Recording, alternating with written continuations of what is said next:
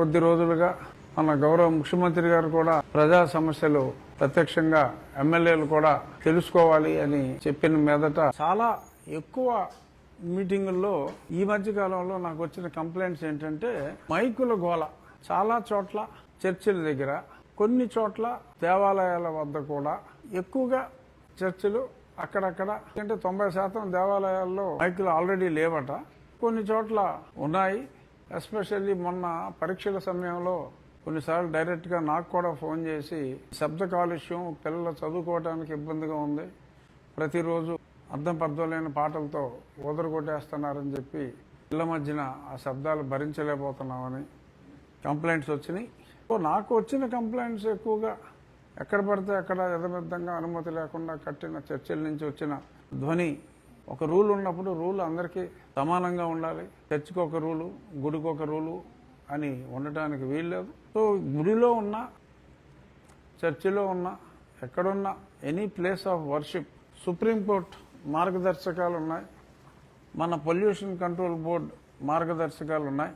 నేను ఆల్రెడీ మన నియోజకవర్గంలో ప్రజల దగ్గర నుంచి వచ్చిన ఫిర్యాదుల్ని చూసి ఆ మైకులు న్యూసెన్స్ పోవాలి అని చెప్పి పర్మనెంట్గా పెద్ద పెద్ద స్తంభాల్లాగా వేసేసి పర్మనెంట్గా మైకులు పెట్టేశారు.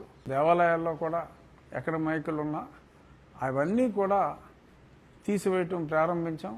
1-2 రోజుల్లో అన్నీ తీసివేయటం జరుగుతుంది. ఇదే సమస్య అన్ని చోట్ల కూడా ఉన్నట్టుగా తెలిసింది.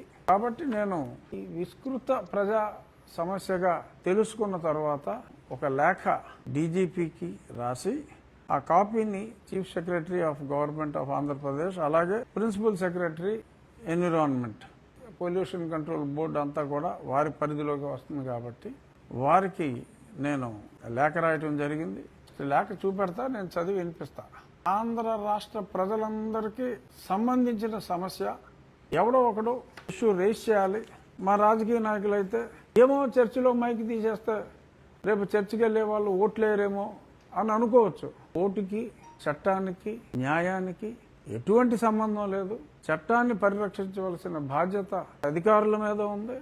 అలాగే చట్టాలని చేసిన వాళ్ళకి కూడా అందులో బాధ్యత ఉంది. అంటే ఎమ్మెల్యేలకు కూడా చట్టాలు చేసేవాళ్ళు, అది ఇంప్లిమెంట్ అవ్వకపోతే ఎవరైతే చట్టం చేశారో అది ఇంప్లిమెంట్ చేయని వాళ్ళ మీద, చేయకపోతే చర్యలు తీసుకునే అధికారం కూడా అసెంబ్లీకి ఉంది. ఖచ్చితంగా ఈ చట్టాన్ని అమలు చేయవలసిన బాధ్యత అధికారుల మీద ఉంది. ఓట్ల రాజకీయానికి ఇక్కడ తావు లేదు.